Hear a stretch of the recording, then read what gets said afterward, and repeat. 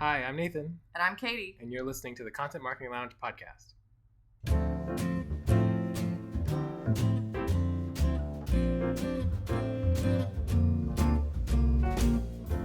don't know how to start this particular part, but we've never done an intro before. Let's do a hey, everybody. Hey, everybody. Katie's back from a trip, so we're recording this a little later than we would have normally in the week. An unexpected trip that you went on. I did. Now you're back and recovered, mostly. Mostly. It was not a vacation, I'll put it at that. We have a lot going on, and we'll spend just a minute talking to you about that here, like in this intro. But I need to tell you that this is the first interview podcast that I've done in about a year, probably. I think so, yeah. And I was specifically asked by, I don't know, half dozen people over the last year if I was going to do more interview podcasts again. And then I have people who work on projects with me who listen to the interviews I do for some of the long form blog articles I do, who have repeatedly told me that these should be podcasts. Yeah, right. The interviews that you do should just be transformed into blog posts now, or into podcasts.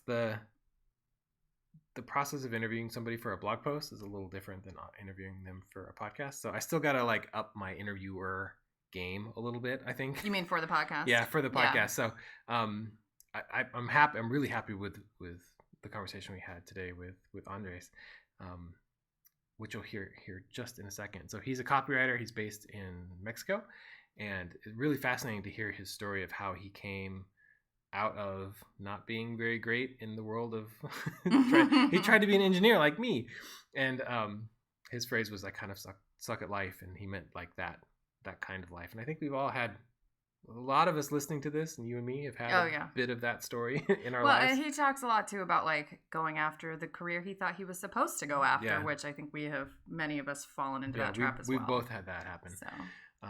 So I'm really excited for you to hear his perspective, and then also he's a high level copywriter. So we're going to talk about some of the stuff that goes into actually sales copywriting, which I think will help you if you're trying to write like a homepage or a pitch or really anything where no matter what you sell, even if you're not a direct copywriter, there are lessons in this that you can use to hopefully be more successful just in the process of selling your services, whatever that is. So I know I was taking notes throughout. So a couple things to tell you just about the group in general. First, if you're listening to this, if you've just somehow found us on like a podcast app or something, welcome. You probably want to go to Facebook and type in Content Marketing Lounge, because that's the core of our community. That's where we talk and discuss and meet and ask questions. And there's 4,500 people in there now. We just crossed the 4,500 person mark. I think we need to have some kind of party when we hit 5,000. Awesome. Man, there's a lot going on already. We'll do something. We'll do. Yeah. I don't know. I would say we do a free training or something like that, but I'm already doing that. Yeah, we are already doing some free stuff. Just to let you know, we had the first two sort of premium trainings that happened in the last 3 weeks, and we got two more coming up. The one happening in a couple of weeks is going to be all about if you're a freelancer and you've ever wondered about working with agencies, or maybe you've got approached by an agency and you're a freelancer and you've realized that particular agency pays basically nothing and you're like, man, I don't ever want to work with agencies. That was a terrible experience. Well, there are agencies, and then there are content mills, and we'll talk about sort of the difference between those two. And so whatever the title is on the front of the building, whether that's a digital building or an actual building, there is good work to be had as a freelancer in the content marketing space with agencies if you can learn to avoid the content mills. Agreed. So we're gonna talk about that. So there's enough work in the agency world to keep you busy forever if you want to go down that path. There are writers who specifically specialize in working with agencies. And I've worked with a few agencies that have paid me really, really well. And so I've also gotten approached by companies who call themselves agencies who don't pay well at all. So right. We'll talk about that. The one after that will be more on the this sort of fairly effective process that you and I have been testing lately to do cold emails paired with some inbound kind of technique. So inbound plus outbound combined has been getting us really, really qualified leads. Yes. That's been really successful for us, and it's kind of a new thing that we've put together in the last, 6 months or so, and that's been really effective.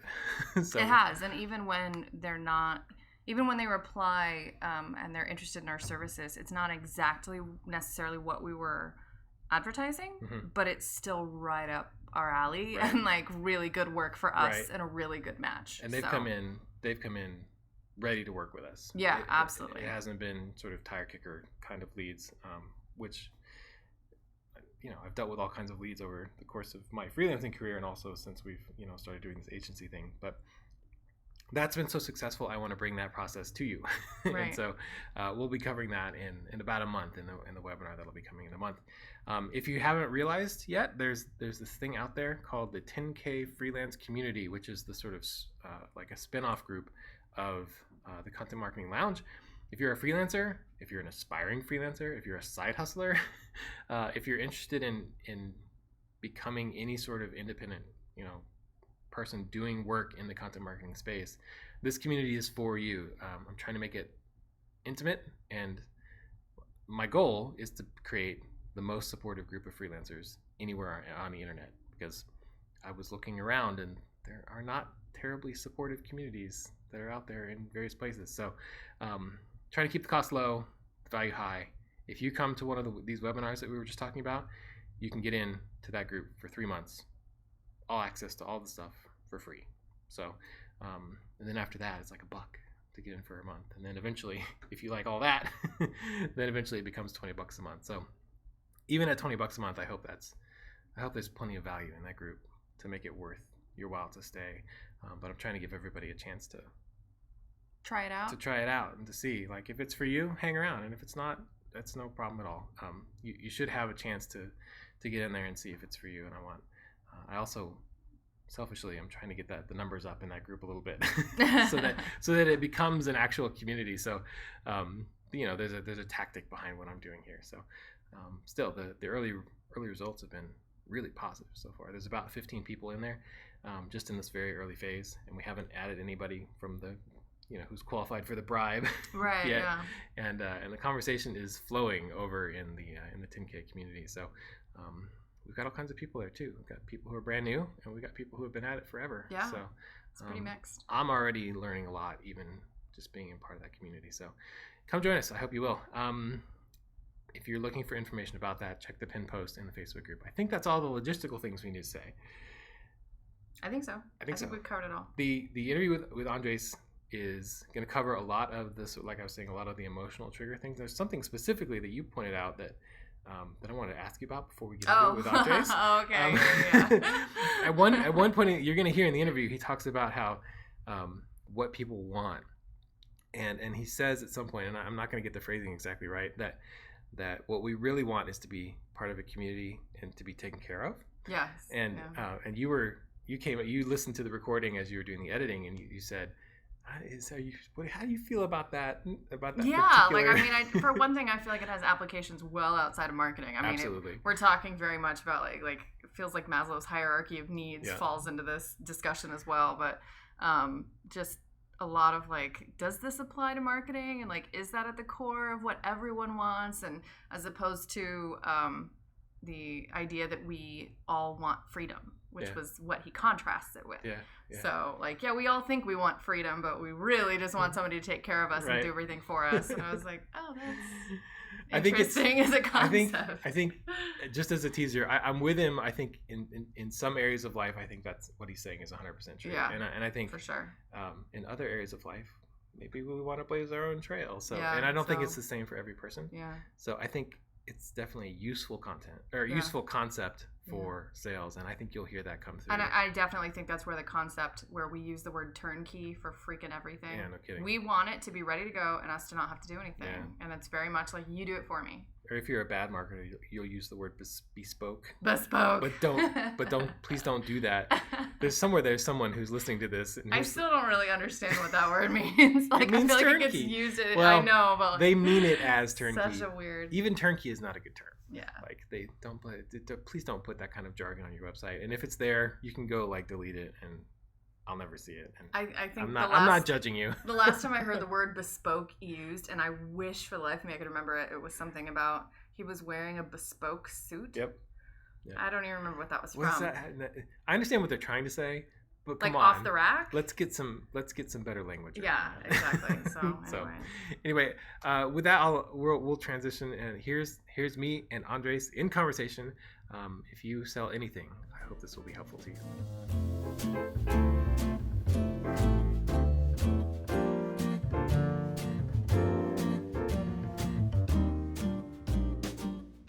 All right, Andres, introduce yourself. Hey, so my name is Andres Roaro. It's a funny last name. Nobody knows where it actually is from. I'm from Mexico, so we of course know it's not Gonzalez or something like that. So we don't know where it's from. And yeah, I've been a copywriter for the last 3 years of my life, helping people make money, especially online.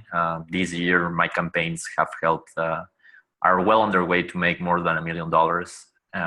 So yeah, that's me. Awesome. Where in Mexico? I live in Monterrey. That's a city that's approximately 1 hour away from Texas. It's one of the biggest cities, actually. The three biggest cities are Mexico City, Guadalajara, and Monterrey. But Monterrey is not very famous, like tourist-wise, because it's industrial city. It has a lot of work opportunities for Mexicans, but if you're from abroad, it makes no sense to go there. So they have a very good soccer team, I understand. Yeah. We have the two soccer teams that I think have the most loyal following. There's not the biggest following because it's only from this city, but the most loyal ones that always fill the stadiums and all that, they are from here. Yeah. Very cool. I'd love to hear, how did you get to become a copywriter? How did you even get into this kind of work? It's funny because the story is by sucking in life. So what happened to me was that I was in college, I was cocky, and I thought that, I was studying engineering. I didn't like it. I kind of joined there. Now I understand it, but because of the status, I wanted to be important and like people to perceive me as smart. I have always been like kind of perceived as smart. So I just chose a career that was very challenging. But yeah, it wasn't me, to be honest. And when I did an internship, I realized that I really didn't want to do that. And what kind of engineering? I started studying first a career that's called engineering physics. That's not a normal one, but nice. It's not like a normal physics career. It's not engineering only. Then I switched into mechanical engineering, electromechanical, and that's where I did my internship. But yeah, I didn't like it. I just dropped out. When I was in college, I have always been into business. So I was like, I was opted into several lists on marketers and stuff. And one of them eventually sold me the idea to start an online business. It wasn't a really good course, to be honest, but yeah, I bought it completely. Like, yeah, I'm going to do this and have my own business and travel the world and all that, because it was painted as if it was going to be really easy, and it wasn't. And but yeah, I had already dropped out, and I tried several things over the years to I don't know, like do business, and none of them were working out. And eventually I came to the realization that the problem was that I didn't have any skills. I wasn't good at business. So I decided to develop a skill above all else instead of just focusing on business ideas. Yeah. Copywriting was the one that caught my attention more than anything else. And because I have already tried, for example, pay-per-click, and I'm not the type of guy to look at a screen looking at numbers all day. It has gotten very analytical in the last, I don't know, 10 years. Yeah. Yeah. And the last 5. And it's not that I'm against it, but it wasn't just me. Like, so I was more interested in learning persuasion and all this, I don't know, Jedi mind tricks or whatever. Yeah. And I'm going to ask you lots about that here in just a second, because I think that's, of all the things that you wrote that you wrote in our messages back and forth before this, is that I want to know kind of what those things are and how we can use them.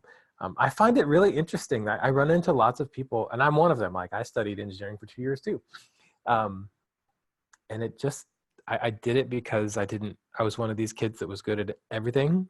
Right. Mm-hmm. And so I didn't really know what to specialize in, but everybody told me that engineers got paid a lot of money. So yeah. And like, my grandpa was an engineer. It was a very respectable sort of choice. But yeah, I got into it, and like, I like the concepts. Like, I enjoyed the ideas of engineering and how things are put together. But when it came to actually putting the math behind it, not as good. I wasn't as good at that. So it's fascinating to me how many people I find that are doing really well in some version of marketing now. That started with engineering, right? Yeah. Actually, Cloud Hopkins and Perry Marshall, for example, like Cloud Hopkins is the guy that started all, like, I don't know, direct response marketing, apparently. 100 years ago. Yeah, and he was an engineer and also famous right now, I think, Perry Marshall. But there are a lot of guys that, and I think it has to do, like, in the end, marketing, you have to be good at numbers and make decisions based on, I don't know, scientific theory. Yeah. But yeah, like, eventually you want to mix that with some, I don't know, human emotion. So right. The creative part of it, plus there's some of us that have this sort of mix, right, where we have this analytical side, the spreadsheet side of our brain that comes on every now and then. But that's not where we want to live, right? I don't want to spend my whole life in a spreadsheet. But I'll build one every now and then to take a look at the results of what I'm doing. So I find that it sounds like you're coming from a very similar place.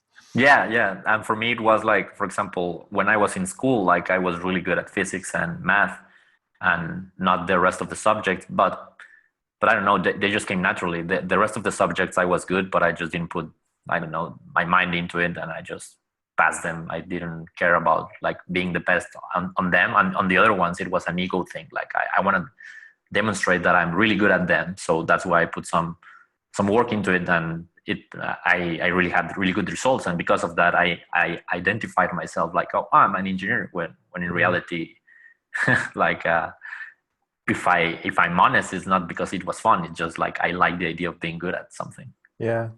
Interesting. Tell me about, like, so you went from engineering school into this sort of business entrepreneur world. That's interesting. Like, my path was engineering. I jumped straight into English, and I went off and became a journalist for a while. It wasn't until later that I came back around to the world of business. But you said you got lost a little bit in this sort of promise of, start your own business, live a lifestyle, do what you want. Tell me more about that side of things. Yeah, like, I think, you know how they say most people live a quiet life of desperation. Yeah. Now I realize how common is it. And normally when I was a kid, I just thought that, I'm doing this. And well, I was already an adult in college, but in a way, you're still a kid. And I always remember thinking, like, I just can't wait for my life to get started. Yeah. And yeah, everything was like looking forward to the moment that would happen. And when I saw the path that I was taking was not to a path that I really wanted to take, that's when I was started to look for options. Business was not the only one. It was just like, in a way, the one that made more sense, because I remember also having this idea of becoming a soccer coach and all that. And now I realize that sometimes you need to follow something that you actually believe. Not that you cannot do, but sometimes we follow, like, for example, business. For example, you might believe really deep down that you can really be a good content marketer, but even though everybody says, like, believe in your dreams, like, if someone told you, like, I don't know, go and become a musician, you know it's possible, but in a way, maybe you don't have, like, the story behind you that says it really is possible, because, I don't know, your father is not a musician or whatever. And it's like, now this thing I can't believe. So business was that for me. Like, oh yeah, I met people traveling the world as digital nomads, and yeah, I saw from a really good marketer, like a very relatable story about how it could go that path. And yeah, I dove into it, and it wasn't as easy as promised. Never is. Yeah, and the course was not as as good as it said it was going to be, and but in the end, I'm really glad it happened, because it actually put me in a position where I could start to find what I really wanted to do. Yeah, I like that. I like that you had, like, you knew what you wanted, right? You wanted to live a life that you felt like you were, I don't know, like thriving, for lack of a better term, but the mechanic, like the actual specific thing that you did, like you were open to trying some new things. You were locked into doing this one specific thing, and nothing else would. Yeah, exactly. Cool. How did you get from that? So tell me about how you found copywriting. Well, when I say I suck, like at business, it was not like I didn't make any money. I was making money, but not enough to live. Like I had, I don't know, like I would make a $3,000 month and then no money for the next 2 months and things like that. And and that starts to happen. But I realized that what I liked to do was sales. And eventually, like I started selling websites and social media, and I don't know, like doing this business model where you hire things in Upwork, and for me that's not a good way to go about it, but because you need to know if you're going to sell websites, first learn the basics about what makes a good website, and then you can outsource it.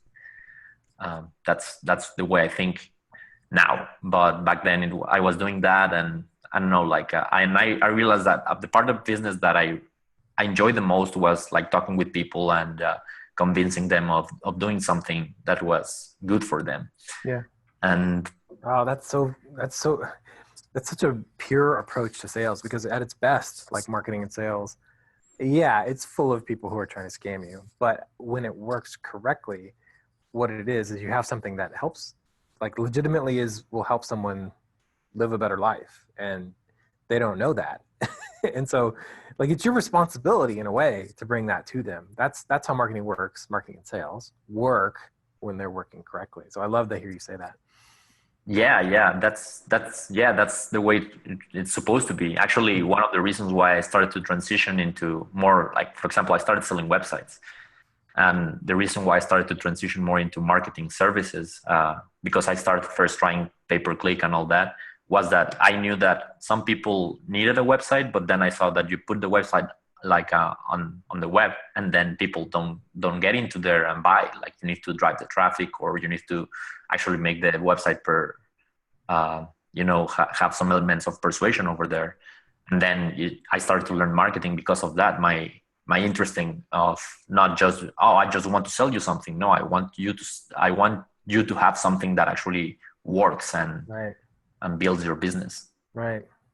So what were some of the things that you found actually started to work? Because I assume those are the things that ultimately are these methods that people use to sometimes manipulate you, but also are the sort of psychological triggers that we can use to sell the things that will actually help people as well.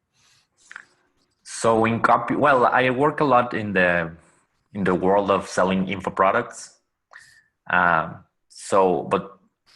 what I have started to see is that mostly all of life decisions are based on two desires we have. One is that we want to belong to, and we want to connect with people, and we want to be loved. And there's another side where we want to feel better than all of those people. So the way that it works is that when we were parts of, when we were like, I don't know, like cavemen and all that, it was more difficult to survive by yourself than in a tribe. So that's why you want to belong to a tribe. But then once you're in the tribe, the one that has the best chances of surviving in that tribe is the one that's at the top. That's the alpha male or alpha woman or whatever. Right. So in a way, we're wired to compare to each other and see if they love us, and at the same time we're also wired to see if we're better, we have a better position than them. And most insecurities and most decisions in life come from that. It's like being a teenager all over again, but that doesn't stop. But the thing is that back then you could become the alpha male or the alpha woman. Today, what status means, nobody even knows. Like you can be the richest guy, like for example Jeff Bezos, but he's not the most attractive. And the most attractive guy, let's say David Beckham or Brad Pitt, he's not the richest guy. And we also start to create different tribes, like, oh, but like you're richer than me, but I travel more than you. And we start to create like a lot of things that you can compare, and you can never achieve all of them. So right. We are now extremely insecure, and people are trying to paint us all that pictures like, oh, you're not belonging here. You're not belonging to this tribe. You're not better at this thing than me.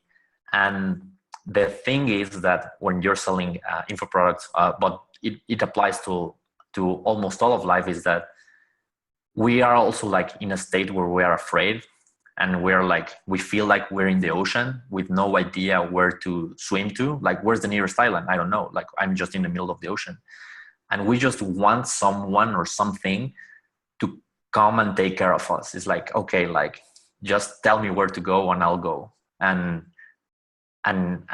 if you promise me that by going there I'm gonna find an island, I'm just gonna follow you, because we want to feel like if we really, what we want is freedom, but in reality what we want is people to take care of us and just trust them. And this applies to like even the best business owners. Like when you sell high ticket stuff, it's like, oh, he's making $1 million or whatever, and it's like, what he wants is someone to just take the responsibility and show him how to do them, So it's universal across, even yeah. if you look at and think, oh, they have it made, they feel this too.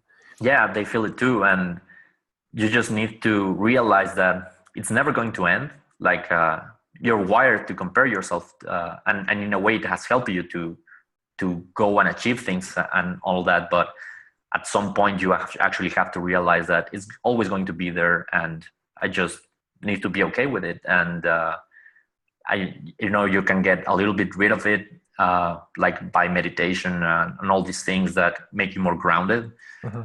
But you're never also going to be like the ultra spiritual guy that is like, oh, I'm not ever hungry. Like if you're wired to be hungry, you're wired to be like, if you don't eat, you're going to be hungry. Like the problem is if you let it consume you and you always eat whatever is in front of you, right? Yeah.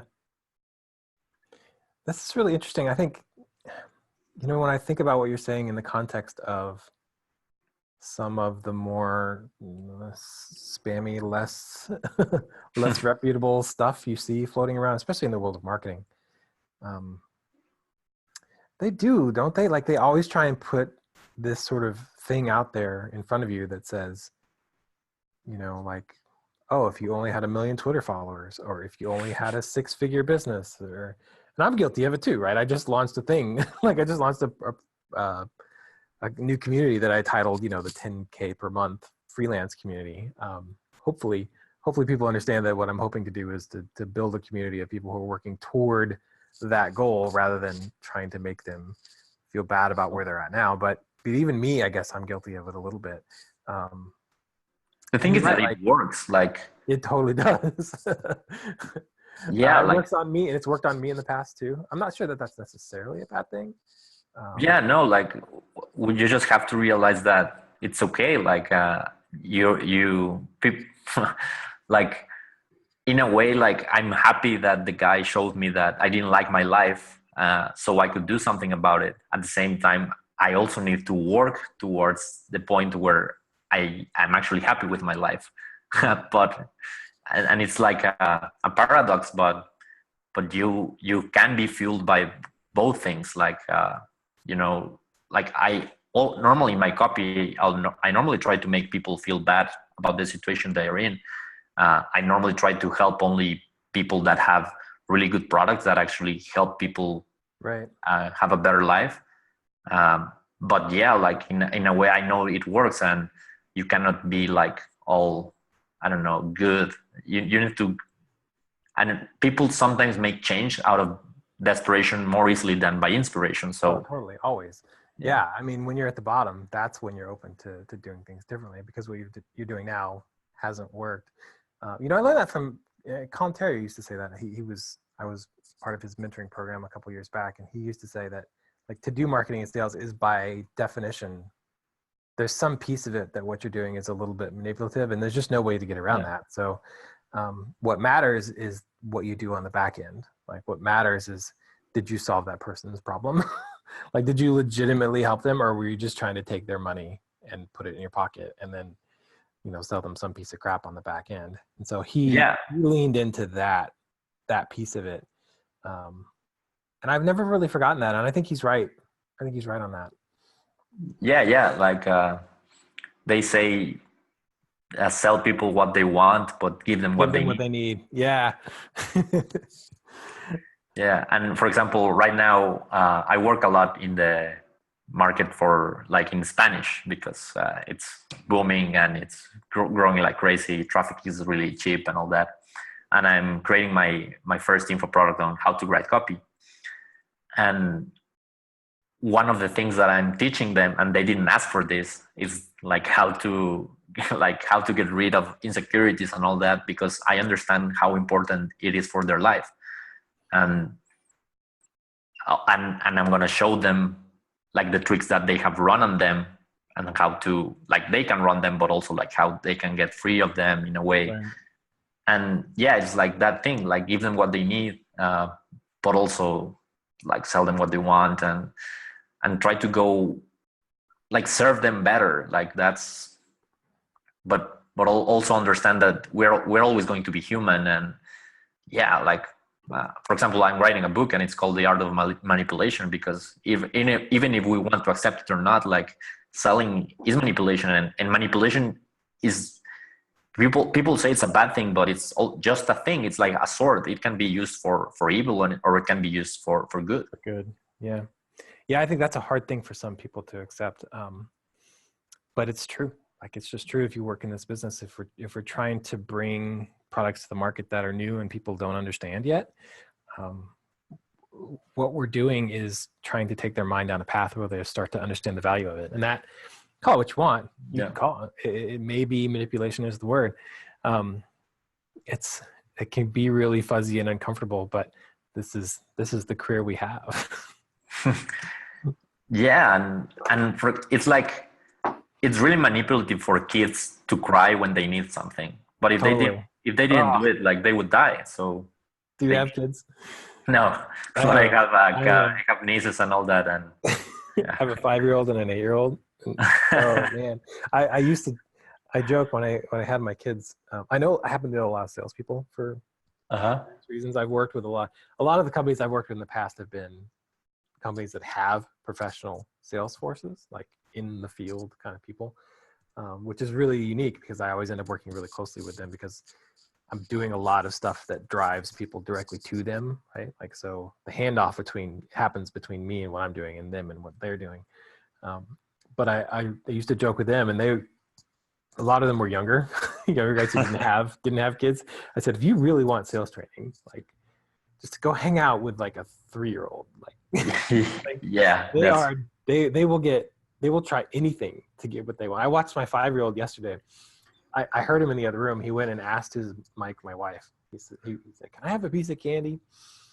And my wife said, no, I don't think so. And he immediately went from her and walked into the kitchen where I was and said, Dad, can I have a piece of candy?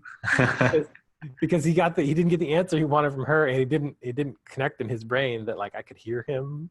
Like, yeah, and it's funny, like, they normally try different angles. Like, for example, I'll do this, and like, it's amazing. Like, yeah, they're really good at that. Negotiating with a 5-year-old is a master class in sales. Cool. Tell me, I'd love to hear more about the insecurities marketers are exploiting. And I'd love it if you could talk to us about it in sort of two dynamics. One is how are marketers using insecurities like on us so that we can identify them for our own sort of personal life. And then I'd love for you to talk about like how we could use them as marketers, given the disclaimer that we're hopefully doing it ethically. How can we use it just in our day-to-day work? Like how can we use that on our websites or in our, pitch copy or in a sales letter that we could use to either sell our services or to sell a product better? Well, so the thing is like the insecurities are the ones that I just like mentioned, like you want to feel people that they belong. And if you can make them feel that they belong more to a culture that exists, or create a whole new different culture and make people feel bad if they're not in, right? Mm-hmm. The other thing is that you want to help them feel more important. So for example, something that I see a lot of people do that they don't understand correctly is that people want to follow someone with status. At the same time, we never want to feel like that we're less than them. So I see a lot of people that go like, oh, I'm the best, you're not, you should follow me.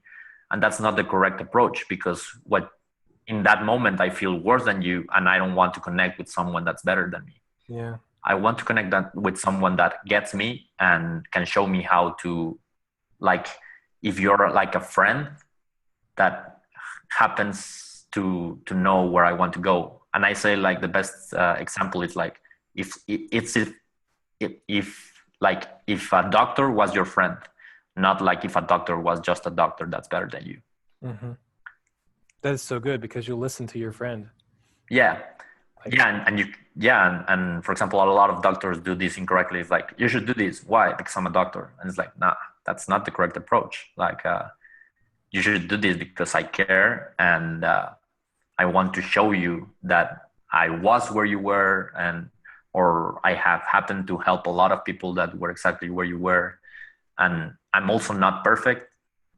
So yeah, for example, there's a funny thing that Perry Belcher once mentioned, is that a lot of guys would purchase like more like how to make money from a girl than from a guy.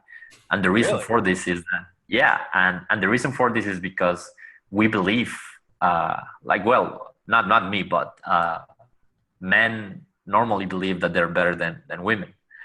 I actually believe the opposite in business settings. But there's some sort of cultural or some sort of encoding in us as guys that does that for most guys. Yeah, okay, I'm with you. Yeah, and you believe that, and you're like, so if a woman can do it, I can do it. So it's easier to sell that way. So for example, I have a lot of clients that are men, and I always tell them like, put some testimonials from women, like in some settings, like in others it doesn't really work that well. Like for example, if you tell me how to get more flexible, like what I have found is that in like doing the research of products that I have wrote in the fitness industry, is that we're just as flexible men from women, but we believe from a weird way that women are more flexible. So normally if you put like a testimonial for a woman, it's like, so just assume that like it's because it was a woman that she's so flexible. Yeah. What you're normally selling is more status and belonging, and you have to be very aware about not trying to make the person feel like, so normally we have like things in our minds that are like, we're looking for a reason why, because we have a lot of low self-esteem, we're looking for a reason why this wouldn't work for us. Mm-hmm. So for example, I don't know, if Russell Brunson comes and says to me like, oh, you can become a millionaire, I might say like, well, but you're not a Mexican, so that right. might work for you, but not for me. Let me, I have to tell you one thing. Again, this is another, I feel like I'm going to quote commentary at least 5 more times before we're done here. He said that people look Everyone thinks they're special. And normally when you hear that phrase, Yeah. like what we think of is the whole like, oh, everyone thinks they're special. They're entitled millennials, the whole thing. But in the context of copywriting and selling, what that means is as soon as you say to someone, hey, you can do, you can lose 30 pounds, you can, become a millionaire, whatever the quote unquote promise is of what you're selling, they immediately say, well, that works for you, but I can't do that because I'm special. I have this, I'm a female, I'm a male, I'm a Mexican, I'm too old for this, or I'm too young for this, or I didn't grow up with two parents, or right. There's some, they compare themselves some way to you and come up with some reason why, what you have is different and why they can't do that because of their special use case. And I see that everywhere. Yeah, like normally when people talk about their problems, it's very hard for us to be in touch with the fact that we are all going through the same things. Like as I said, people don't understand that rich people are extremely insecure normally as well. And even the reason why a lot of entrepreneurs become entrepreneurs is because they're insecure and they want to feel special. So they travel a path that in their mind are going to make them more special. Yeah. Yeah. I'll give you another example of what you're talking about earlier, which I think was really smart. The thing where if you go to somebody and you say, like, I can fix some problem for you. In the world of freelancing, I run into this a lot where I'll be talking to new freelancers and they'll say, well, I went to this company and I could tell that their content marketing was not good. Right. And I have all of these great ideas about all the different ways that they can improve it. And so I went to them and I said, hey, you should be doing all of these other things. And they didn't respond to me. Like they didn't respond positively to me. And I don't understand why, because I could really help them. And I think what they don't understand is what they did was they just went to a company and they said, hey, everything that you're doing is stupid. And so, like, of course the company is not going to respond positively to that. They didn't understand the psychology of what was happening in the minds and in the emotions of the people that they were going to. And that's why personally, like when I'm talking to people about where to find clients, I usually recommend, don't find the people who are doing what you do poorly. Go find the people who are doing what you do really well and ask them if they need additional help, because they're already bought in, right? You don't have to sell them on the thing. Now you're just having a conversation about resources. So that makes that whole conversation a lot simpler. But that psychology is just not something that I think a lot of service providers really understand sometimes. Okay. Yeah. And now you mentioned something that I do, and it's extremely important, is that normally I try to convince people of just one thing. Like when people tell me, like, can you work with my product, and I have to convince them of 5 steps so they can like achieve it, I normally know that product is going to be very hard to sell, and I say no. Yeah. And it is possible, but the way to do it is with a very long interaction. Like, so if you want to brainwash someone, you don't do it in one day, you do it in a lot. But when you're selling things, you have normally just one interaction, especially like in copy. So you have one email to make them say, yes, I want to meet. So yeah, as you say, like if you want to convince someone to drop their job, start a business, and it has to do in doing business online as a freelancer and as a content writer, those are a lot of steps. It's easier to just say to someone that's already into freelancer, like, become a content writer. Right. That's super smart. How could you use these kind of psychological tricks, strategies, we'll call them strategies, to get better at selling your own services? I always say that it's normally, most of it has to do with understanding people more than anything else. So now that I'm writing copy in Spanish, most copy, because we're selling to different countries, we have language that appeals to one country and not to the other one. Right. because we have a lot of countries here. That's culture. That's just a difference in culture. Yeah. And for example, when I was writing more for the US clients, like, yeah, there's also England and Australia, but if you sell just to the US, you're going to do really well. So it doesn't matter if you say a word and the British don't understand it. That's so funny. I've worked some with European clients, and I never do it. Like, it's never as good as when I'm writing for an American audience, because I'm an American, right? Like I'm immersed in this culture and I just understand it better. Yeah. But for example, now that I'm doing like, I love as well when I happen to sell mostly to Mexicans. Yeah, of course it's easier. But what I have found is that I can still sell successfully to people in Spain and other countries, because I know that more than having the perfect word is having the perfect ideas and it's more important what you say than how you say it. Mm. So, and this comes from like just going deep into the psychology of people and understanding where they are at.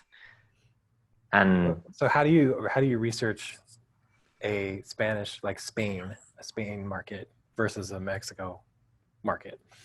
Oh, the same way. Like, well, I normally say that the best thing that you can do is interview your prospects, and people don't like to do this. Like, they don't. Yeah, like get on the phone. It's like, but it's the best way. Like, if you can have not always I can do it. Like, some clients will not give me the phone numbers of their clients. Many times just because they don't have them. But right, when you can, like, interview prospects, interview people that have bought, and especially interview people that have bought a lot. I'm in the process of doing this, like today. Like, it's on my list of things to do, is to line up some interviews as a background kind of thing. I'll give you a little hack for that, which is if I run into a client that is like doesn't understand why I'm asking, then I'll pitch it as a case study. So I'll say, let's write some articles about your clients as a way to get some content for your blog. But secretly, what I want is to interview their clients so I can get to know them better. That's really smart. I want both, right? I want the content. Yeah.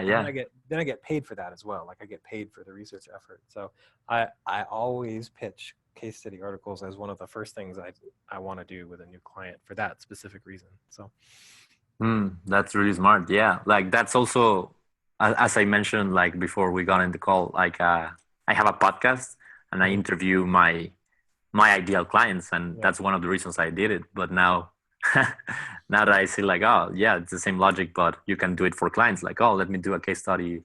And yeah, that's why that's a reason why this podcast exists as well. So nice. I love that. What else would you do? Also, Amazon is great. Like, go to Amazon and look at the worst reviews and the best reviews and see what the pains are and what the best things are. For example, if I'm selling a product on weight loss, I try to find similar books that people in similar age range and interests would read, and then look at the reviews, like look at the worst and look at the best ones and see how they talk, what they complain about, what they rave about. Like, also, not a lot of people do this, but I do a lot of, most people don't like to look at the competition, but I like looking at the competition just to see how far do I really need to go, because sometimes you can be lazy, right? Like, yesterday I saw a post of a guy that's a really good copywriter, and he was saying, like, you have to have a guarantee, and it cannot be the standard 30-day guarantee. And it's funny because I have seen in the Spanish market the 30-day guarantee work really well, and it doesn't have to be better. And the reason why is because many times we're the first product doing it. So if you're the first product saying, oh, like, here you go, a 30-day guarantee, it's like, that's all you need. Like, you don't need to go farther than that. So like, so it's relative to what the market expects is what you're saying. Exactly. Yeah. So a lot of people don't go into that, but if you go and see, like, for example, I don't know, like everybody's saying like, hey, weight loss, weight loss, weight loss. And you go and say like weight loss in 30 days. That's all you need. Like you just need to go better. You don't have to come with a unique mechanism. No, because that's where the market is at right now. Now, if everybody is like weight loss in 30 days, like, okay, then you can create your unique mechanism. Oh, you're going to achieve this with keto. Yeah. So, yeah. I like that a lot. Very cool. Anything else you want to say about the persuasion techniques? I have one other question I want to ask you after this as well. No, I think that, yeah, like if just seriously, like if you go and do some research, especially like I'm a freelancer, so I have to do a lot of it. But if you have your own company, like just do it every now and then, like every quarter, talk with clients, never stop talking with clients, and yeah, just continue to do it. And you're gonna keep above them, and just, you don't have to like every week look at the competition and every week, but if you talk with clients every now and then, especially your best clients, because sometimes I have like a very easy way to increase people's like business with copy is like they trying just go and interview the best clients, and you create a better copy for the best clients, and automatically. Yeah. I think the trap for company owner, the best CEO I know on this particular front talks to at least one customer per week. Like that's his own personal rule. And what he says, and I think it's true, is there's a trap when you own a company, specifically especially like a product company where you have lots and lots of customers, is that you're the only people you ever talk to are the people who have complaints, right? Because they write into support, and all of a sudden you're on a call. And so you end up making, unconsciously, you end up making strategic product decisions based on like 1/10 of 1% of your market, where all of the people who really like your stuff, like the people who are the heaviest users and the biggest like paying people, they don't ever contact you because they love your thing and they're just using it. And so he has to intentionally reach out to those people so that he's always talking to them, so that just unconsciously he doesn't get like mentally stuck in this place where the only people he hears from are the people that probably are not perfect customers for his company anyway. So that's like really smart. For example, one of my first clients that I worked with was a gym, and so we were looking how to improve the copy, and he was thinking like, let's interview the prospects, like, why didn't you buy? Mm-hmm. And I took a different approach, like, why don't we ask the people that bought, like, why did you buy? And for example, something that we did and was extremely a very good question to ask is like, what was something that now that you bought that you really like but you were not expecting? Mm-hmm. And for example, a lot of them told us like, oh, the community is great, and we started to put that in the advertising a lot, and it worked. I love it. That's a great question. I'm going to add that to my list. Writing that down right now. Where do you find your clients? I try a lot of things. At one point, well, I think right now, because I'm kind of in a blue ocean, I'm getting a lot of referrals. I know that's not. Okay, let me stop you right there. If you're listening to this and you don't know the term blue ocean, go on Amazon, buy the book Blue Ocean, and read it. Okay, I'll leave it there. Yeah, well, just to clarify just a little bit more, a blue ocean is like a new opportunity. So right, exactly. I was struggling selling to businesses like that want copy in English, because there are a lot of copywriters doing that. And I just started to advertise myself a little bit more for the Spanish market. And we have a lot of millionaires that do their own copy and things like that, or that they have very, entry-level copywriters. And just when I started to work with the first ones, like, word spread out. Like there's even a company that's helping to promote me. Like they give me kind of their best clients and stuff. Their name is Hotmart, and they sell info products. But what I normally do is, like I try different things. Like, for example, one thing that is really great and people underestimate is like sending a good cold email every week, or every day. And yeah, like just reaching out and saying like, hey, I do this and get me. But for me, the trick is once you get the client, this doesn't apply to all industries, but for me, the most important thing is to retain that client. Yeah. So that's, I think, the work I do the most. Like once I get the client, I work very hard to keep them.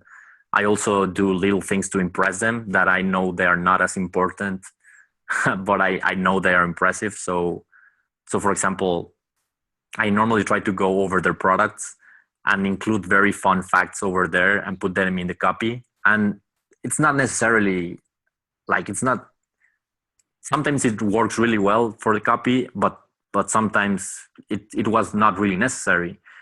But for them, it's really impressive. Like, oh, he looked at every, like, I don't know, chapter of the book and include some weird fact of number 7 and put them in the bullet points. So it strikes their ego a little bit and they like working with me.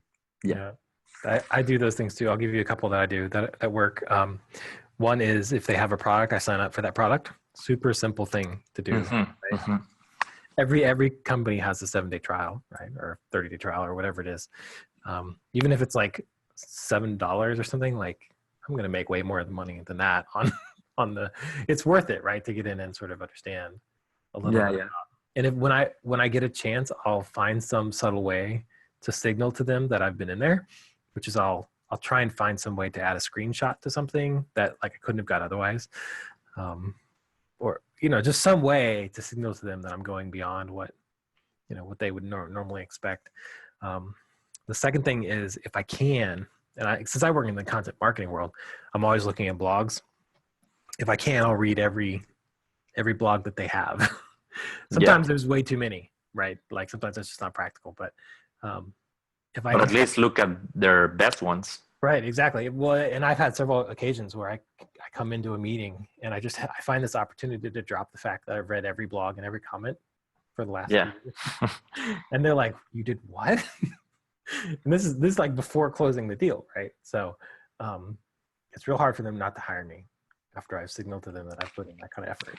So little tricks like that, just to differentiate yourself, they work really well, I find. And a big one, like go to events. Like, well, for me, that has helped a lot. And because, and you just don't want to just go to the event, but if you can have a drink with someone, it makes business like really easy.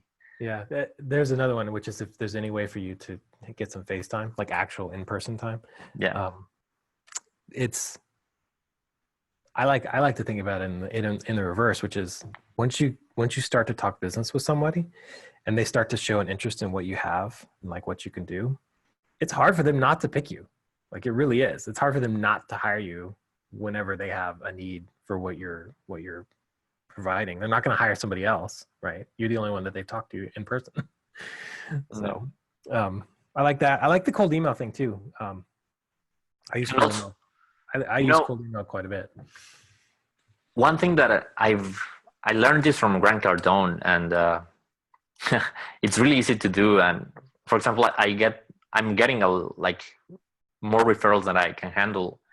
And one thing that prompted that was asking for them, like even from people that didn't buy. Like I don't know, like I might be talking with you and we like each other, but you don't need my services. But I say like, hey, if you know someone, can you refer it to me?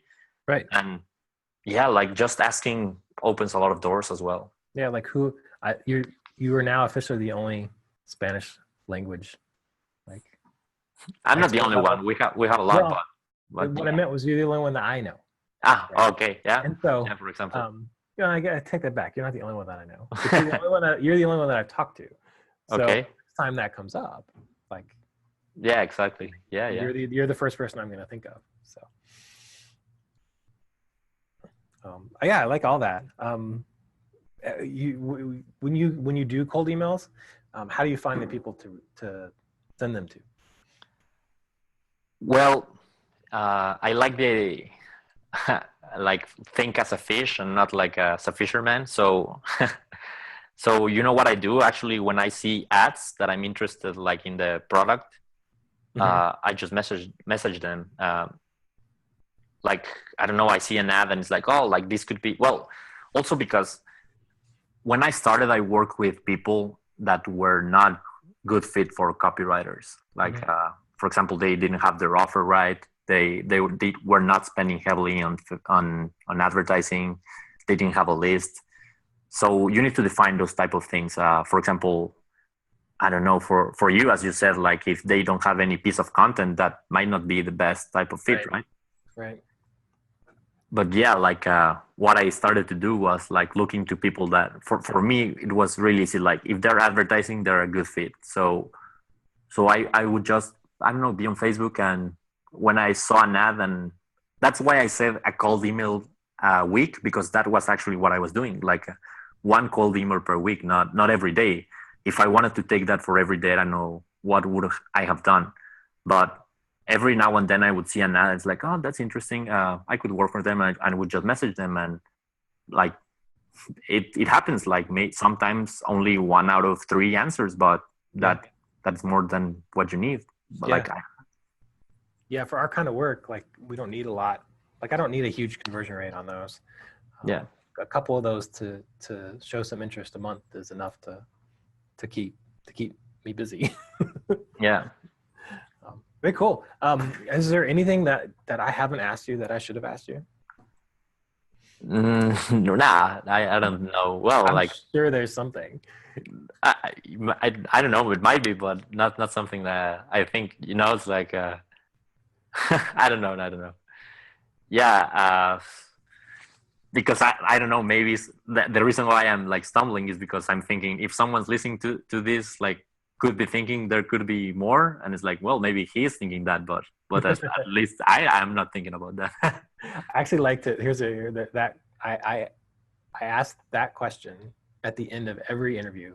I do every time, because half the time, probably maybe more than half the time, people say, no, I think we covered it. But then like 1 out of 3 they'll just give me something that's just golden. And they've been sitting on it all interview, and I haven't asked about it because I didn't know to ask about it. They were just dying for an opportunity to say this one thing that they wanted to say. So I do that with client research interviews too, and I get some really, really good stuff on that question. So there's a little trick in case you're ever doing an interview in the future. Where can people go to learn more about you? Like here, give me your elevator pitch and where people could go to learn more. Yeah, to get in contact with me, it's really easy. My name is Andres Roaro. Well, it's I don't know if it's going to be in the show notes or. I'll put a link for sure in the show notes. Yeah, and if you add me on Facebook and message me, I'll answer. And yeah, that's the easiest way to connect. I also have a LinkedIn, but I don't use it that much. So sometimes people message me and I see the message like 3 weeks later. And yeah, that's Facebook is the place. Yeah, Facebook is the place. You can add me there and message me. And yeah, I'm working on the launch but this is for the Spanish market. So if people are listening to this interview in English, unless they are like me, that are bilingual,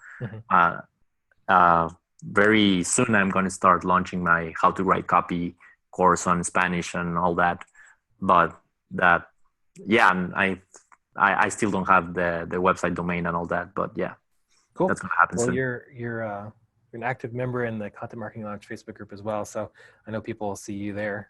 And yeah, if you go to the group and you can search for my name, and yeah, like it's a really good group. If someone's listening to this interview and for some reason they're not in the group, like you should join. I hope by now, well, who knows? People find podcasts through all kinds of reasons. But yeah, that's true. Hopefully, if you're listening to this, you're a member of the group. It's free. It's just search Content Marketing Lounge on Facebook, and you can find it that way. Thanks for coming on, Andres. I really appreciate it. This has been great. Thanks to you, man. It was really great. Thanks.